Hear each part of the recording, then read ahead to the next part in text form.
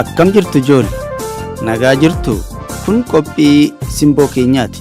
Qophiin simboo torbaaniin waa'ee aadaa fi duudhaa Oromoo akkasumas meeshaalee aadaa fi faayaalee duudhaa sirna gadaatiin wal qabatan hedduu isin barsiisa.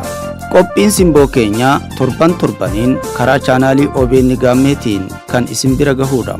Qophii simboo keenyaa kanaan wantoota aadaa, safuu, duudhaa fi guddina afaan fi aadaa Oromoo irratti xiyyeeffatan hedduu isiniif dhiyaata.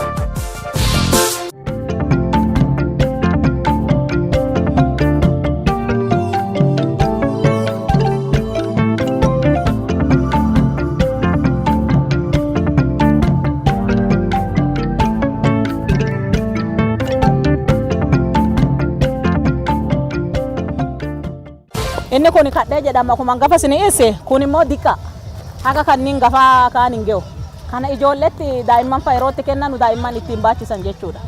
Kanaaf inni kadhee jedhama kunillee gafa ibsineerra balakkaa kunilleen immoo ciicoo jedhamu ka dubartoonni mijuu naqatanii itti heerumanu jechuudha yeroo baay'ee kanaaf itti heerumanu sini galee miti ijoollee kunilleen immoo ittee hangafaa kaan hangafaa sini ibseera ittee jedhama inni kunilleen baaqicha jedhama. Buqii fi kalaala yookaan hiddoo fi sutaarraa qophaa'a. Xuruuraallee qaba jechuudha. Xuruuraa sibiila qaqadha. Inni kun saaphan jedhama. Sini ibseera kunilleen isuma gosa garaagaraarraa hojjetama. Kuni leezeriirraa hojjetama. Kan gafaa gogaa looniirraa hojjetame baay'inaan.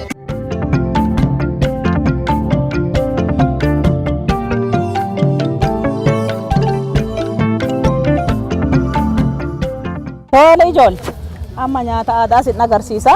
Nyaata aadaa ta'enna kunu akkanatti qophaawa sirriitti ilaaltu jechuudha. Amma sirriitti ilaaltu kunin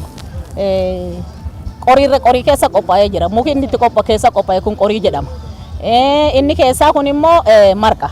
Marqa ka jennu ashaaroo garbuurraa hojjetame jechuudha. Ashaaroo garbuutii fi waan dhibii itti dabalanii jechuudha. Garbuu fayyaalessaaf ashaaroo garbuu walta makanii isarraa hojjetama. Nyaanni kun tokkoffaa yeroo jila, yeroo fuudhaa heeruma dhaqan, yeroo keessummaan garaagaraa namatti dhuftullee mana keeyatan, yeroo keessummaan dhuftu isa kennaniif. Itti aanee immoo lafa keeyanii abbaa warraa fa'aaf kennan jechuudha. Yeroo abbaa warraa yennaa galu aanan miidhaa isa nyaataa jechuudha. Kanaaf irra caalaa yeroo keessummaallee deeman isa qabatanii yoo deeman keessummaa kabajaati jechuudha. Nama guddaaf hin kennamu keessummaa kabajaatiif kennamaa jechuudha. Inni kunilleen marqa. Kun amma midhaan garaagaraarraa waa hojjetamuuf kun immoo ashaaroo boqqolloo irraa hojjetamu. Boqqolloo tumanii harkaan daakanii achi isarraa deebisanii hojjetanii jechuudha. Inni illee dhadhaan sukkuumamee jira. Dhadhaan sukkuumamee jira isarraa hojjetama. Kunis akkuma isaan nyaata kabajaa yeroo keessummaa garaagaraa deeman, yeroo jila garaagaraa qaban, yeroo abbaa warraa fa'aa keessummaa fuudhee alaa galuun aanaa walii isa kennaniifi jechuudha.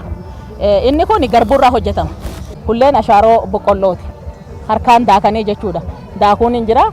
Harkaan dubartoonni akoottee erga soxxeen duubatti harkaan daattee achiin duuba kennani. Kun immoo buna qalaati. Bunni qalmaa kun erga qalameen duubatti dhadhaadhaan sukkuumamee yookaan dhadhaadhaan marqamee lafa taa'aa jedhu tinfaa jedhama inni kun jallisaa dhadhaa qaba.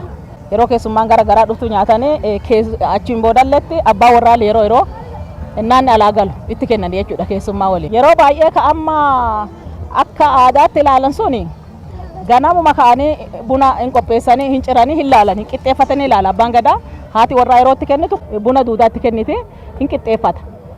Sirriimuti bunni kun faaroo hadhaa guutuma hirdhuu jedhee ilaala. Bunni kun yoo qixxee ta'e lakkoofsi isaa qixxee ta'e faaroo hadhaa toleera jedha. Yoo inni immoo gojaa ta'e sirriimuti jedhee itti deebi'an malee cossee ilaala. Achiin duubatti hin qalani. Distii waan itti qalanu jira okkotee jechuudha.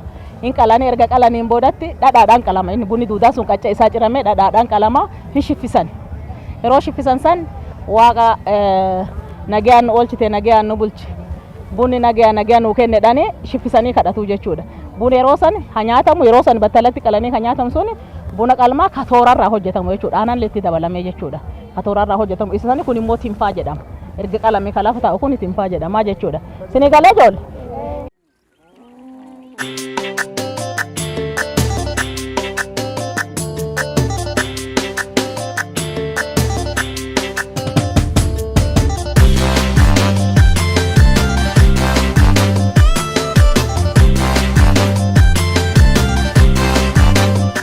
Kuni ni aanan.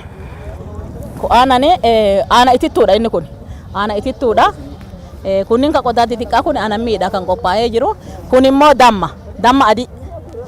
Damma adii.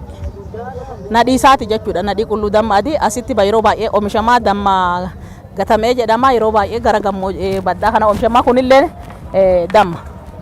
Damma diimaa inni illee damma kunillee aanan kunniin aanan ciicolee tana duudii aanaa itti naqan. Ciicolee tana duudii aanaa itti naqanii lafa yeroo baay'ee aanaa isitti kuusanii ka'anii madaala guddaan gafa achi argine ka'an isatti garagalchanii raasuu jechuudha. Achiin duuba dhadhaa baasanii dhadhaa keessaa fudhatanii areera sadda baasuu jechuudha.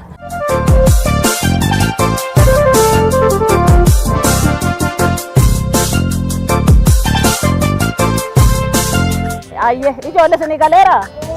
Ayyee jabaadha. Yeroo biraas walitti deebina. Kanumaan xumura.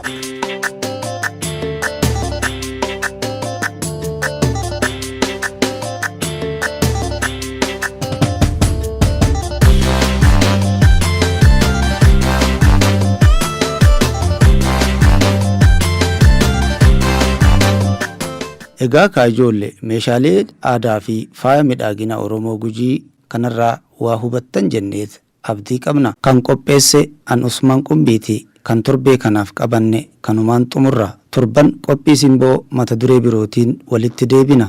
Hangasittuu qophiilee karaa chaanaalii OBN Gaammeetiin darban daawwadhaa hordofaa jenna. Nagaatti.